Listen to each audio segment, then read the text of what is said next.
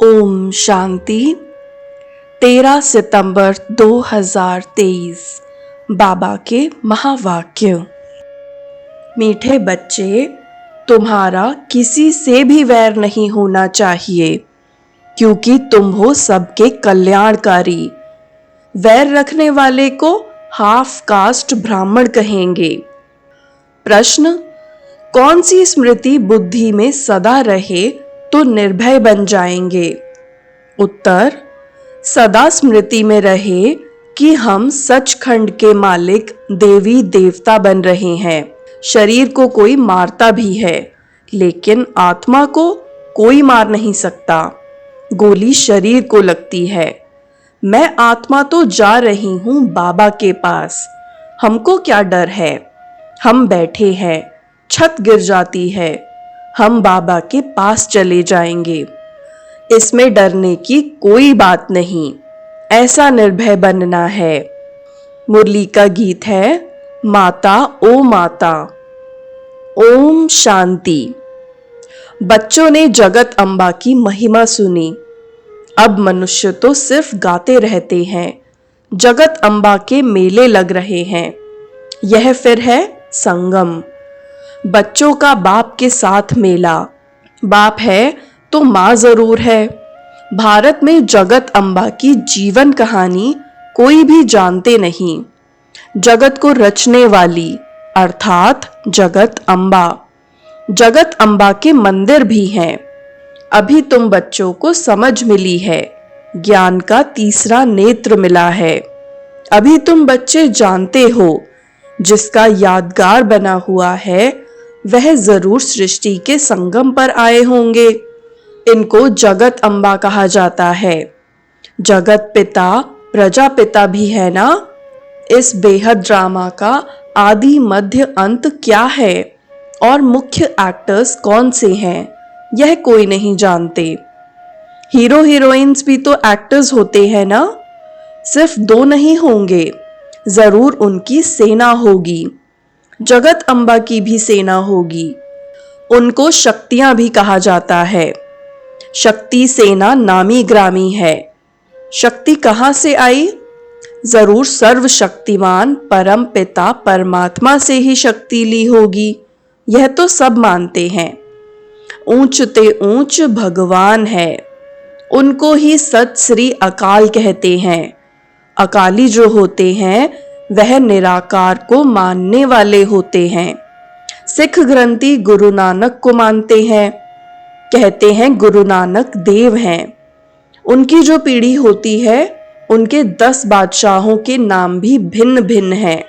कोई का सिंह, कोई का दास, कोई का चंद भी नाम होगा।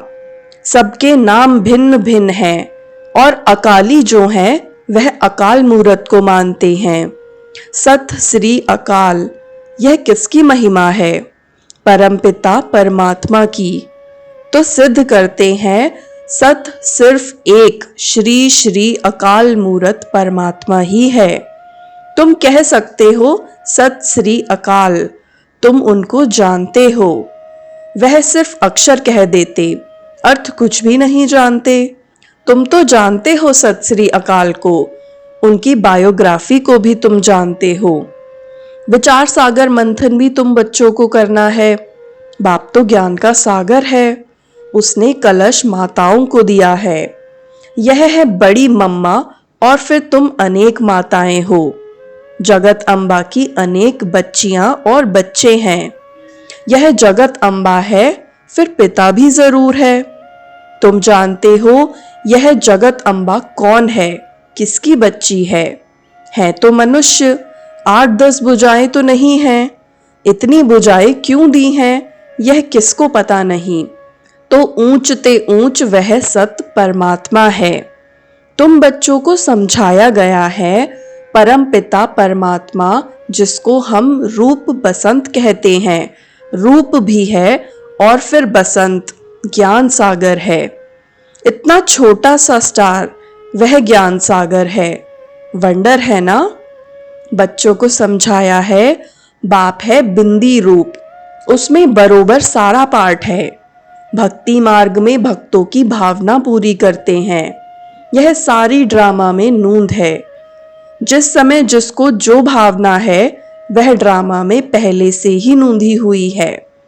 तुम्हारी यह पढ़ाई भी ड्रामा में नूंद है, जो पाठ रिपीट हो रहा है।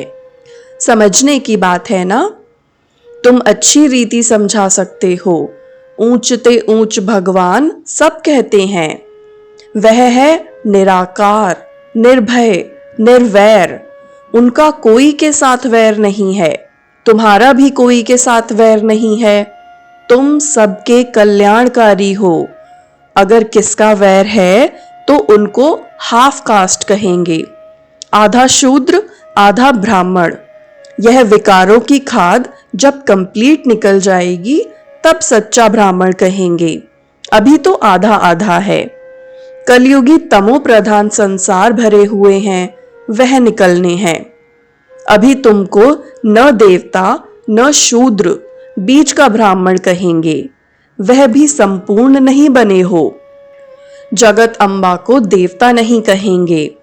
जगत अम्बा जब संपूर्ण बन जाती है उसके बाद देवता बनती है। अभी ब्राह्मण है। ब्रह्मा की बेटी सरस्वती है, परंतु यह कोई नहीं जानते। ब्रह्मा कब आया जो मुख वंशावली रचना रची, उसको ही शिव शक्ति सेना कहा जाता है। जो तुम जानते हो वह ऊंचते ऊंच बाप परम पिता परम धाम में रहने वाले हैं। फिर सूक्ष्म वतन में है ब्रह्मा विष्णु शंकर।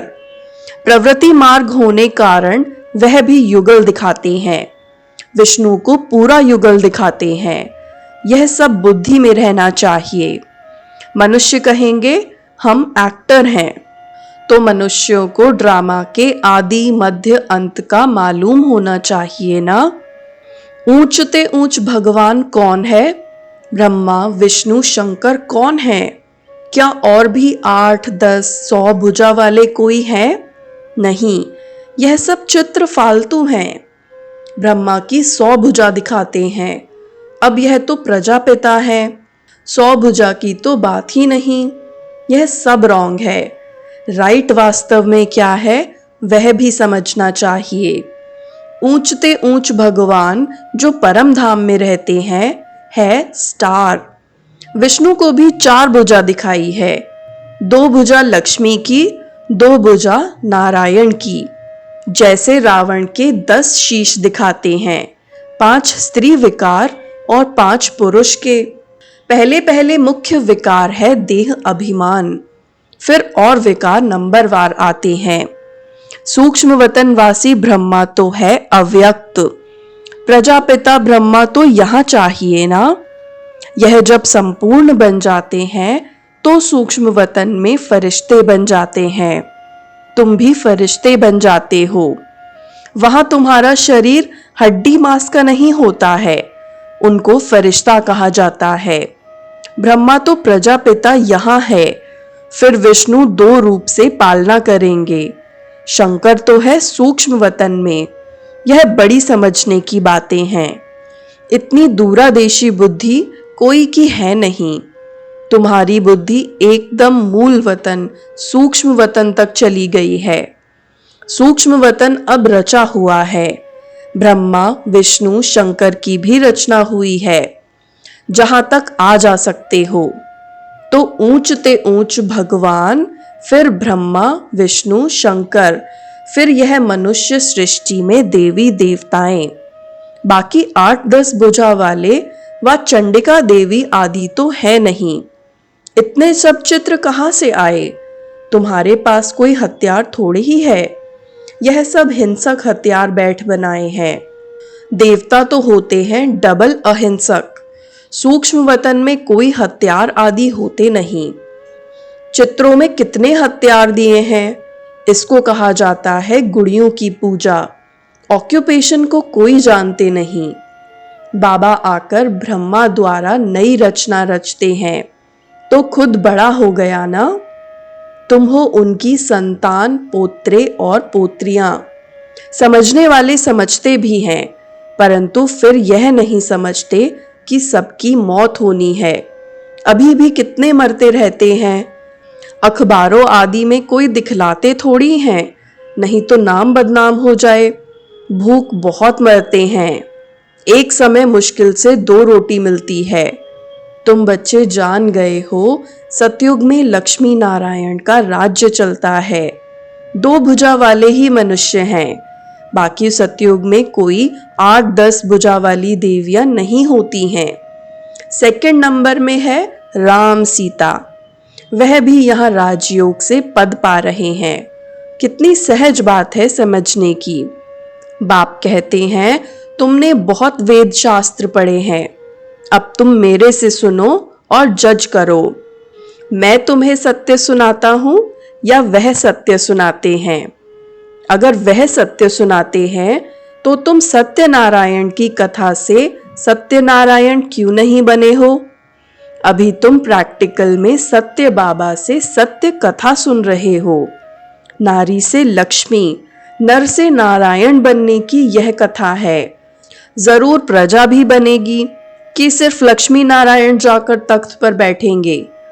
यह देवी देवताओं की राजधानी स्थापन हो रही है, फिर सतयुग में आकर राज्य करेंगे। वहां राजाओं को लश्कर आदि कोई होते नहीं, लश्कर विकारी अनहोली राजाओं को होते हैं। वह तो है होली राजाएं। सतयुग को होली लैंड कहा जाता है, इसको अनहोली लैंड कहते हैं। बहुत पुराने पतित हो गए हैं, नए को पुराना बनना ही है।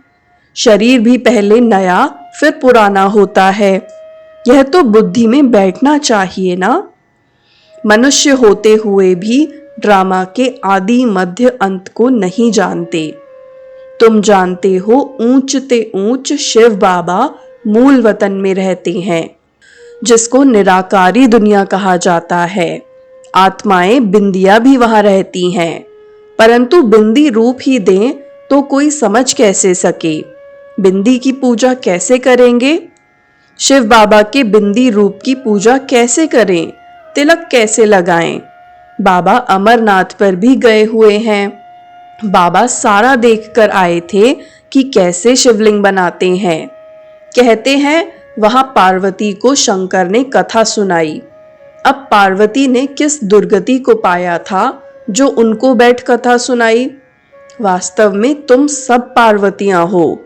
तुम जन्म मरण में आते हो और सद्गति को पाने के लिए कथा सुन रहे हो। तो वहां पूछा, शिवलिंग कहाँ है? तो बोला, शिवलिंग तो आप ही निकल आता है। अरे यह कैसे होगा? वहां कबूतर भी दिखाते हैं। कबूतर माना पिजन, बात करना कभी सीखते नहीं। तोते को बात करना सिखलाते हैं तो वह बोलते हैं, कंठी पड़ जाती है। तुम ज्ञान की कंठी पहनते हो। तो बाबा ने समझाया है, ऊंच ते ऊंच तो है शिव बाबा, फिर ब्रह्मा, विष्णु, शंकर। प्रवृत्ति मार्ग दिखाने लिए विष्णु को 4 भुजाएं दिखाते हैं। यहाँ मनुष्य सृष्टि में ऊंच ते ऊंच लक्ष्मी नारायण और उनकी राजधानी, फिर राम सीता की डायनेस्टी। यह होली डायनेस्टी पूरी होती है, फिर रावण राज्य शुरू होता है, फिर सबको पतित बनना ही है। बाकी हाँ, पिछाड़ी में जो नई आत्माएं आती हैं उनका कुछ प्रभाव निकलता है। किसका सतो प्रधानता का, किसका रजो तमो का पार्ट है। यह बेहद का ड्रामा है। मनुष्य तो मनुष्य ही हैं, बाकी सब है गुड़ियों की पूजा। तुम एक्टर्स हो ना। अभी तुम मनुष्य से देवता बन रहे हो। पढ़ाई से मनुष्य कितना ऊंच पद पाते हैं, यह भी पढ़ाई है जिससे तुम राज्य पद पाते हो। ऐसी पढ़ाई कोई होती नहीं। वह प्रिंस प्रिंसेस तो प्रालब्ध ले आते हैं, तुम यहां प्रालब्ध बना रहे हो। भविष्य सतयुग के लिए कितनी ऊंच और फिर सहज नॉलेज है। सेकंड में जीवन मुक्ति। हम बेहद बाप के बच्चे हैं, ईश्वरीय गोद में बैठे हैं। ईश्वरीय गोद कौन छोड़ेंगे? तो इस ड्रामा के आदि मध्य अंत को समझना है। बाप तो यथार्थ रीति बैठ समझाते हैं। जो मनुष्य सृष्टि का बीज रूप गाया जाता है, सत्य चित्त आनंद स्वरूप कहा जाता है। जरूर जब आएंगे तब तो वर्षा देंगे ना। तुम सचखंड के मालिक देवी देवता बनते हो, कोई डर की बात नहीं है।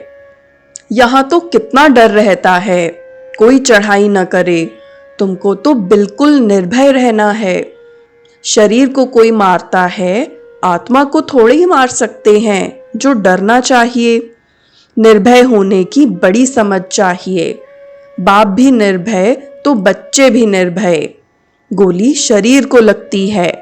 मैं आत्मा तो जा रहा हूं बाबा के पास, हमको क्या डर है। हम बैठे हैं, छत गिर जाती है, हम बाबा के पास चले जाएंगे।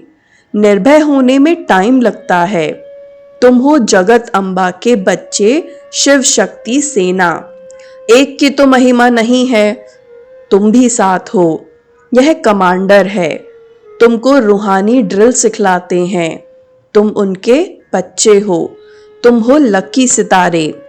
यह सरस्वती भी लक्की सितारा है, ब्रह्मा की बेटी है ना। उस ज्ञान सूर्य का चंद्रमा तो यह ब्रह्मा है ना। परंतु यह मेल होने कारण माता पर कलश रखा जाता है। अच्छा, मीठे मीठे सिकिलधे ब्रह्मा मुख वंशावली ब्राह्मण कुलभूषण स्वदर्शन चक्रधारी बच्चों प्रति मात पिता बाप दादा का दिल व जान सिख व प्रेम से नंबरवार पुरुषार्थ अनुसार याद प्यार और गुड मॉर्निंग। रूहानी बाप की रूहानी बच्चों को नमस्ते। हम रूहानी बच्चों की भी रूहानी बाप दादा को याद प्यार गुड मॉर्निंग और नमस्ते। धारणा के लिए मुख्य सार। पहला, कलयुगी तमो प्रधान संस्कारों को निकाल सच्चा ब्राह्मण बनना है, किसी से भी वैर नहीं रखना है। दूसरा, निर्भय बनने के लिए आत्म अभिमानी रहने का अभ्यास करना है। हम शिव शक्ति सेना हैं, हमें तो सचखंड का मालिक बनना है, इसी नशे में रहना है। वरदान, कलयुगी वायुमंडल में रहते हुए उसके वाइब्रेशन से सेफ रहने वाले स्वराज्य अधिकारी भव। कलयुगी वायुमंडल में रहते हुए उसके वाइब्रेशन से सेफ रहने वाले स्वराज्य अधिकारी भव। स्वराज्य अधिकारी उसे कहा जाता है जिसे कोई भी कर्मेंद्रियां अपनी तरफ आकर्षित न करें, सदा एक बाप की तरफ आकर्षित रहें, किसी भी व्यक्ति व वस्तु की तरफ आकर्षण न जाए। ऐसे राज्य अधिकारी ही तपस्वी हैं। वही हंस बगलों के कलयुगी वायुमंडल में रहते हुए सदा सेफ रहते हैं। जरा भी दुनिया के वाइब्रेशन उन्हें आकर्षित नहीं करते। सब कंप्लेन समाप्त हो जाती है। स्लोगन, बुरे को अच्छे में बदल देना ही उच्च ब्राह्मणों की श्रेष्ठ शक्ति है। बुरे को अच्छे में बदल देना ही उच्च ब्राह्मणों की श्रेष्ठ शक्ति है। ओम शांति।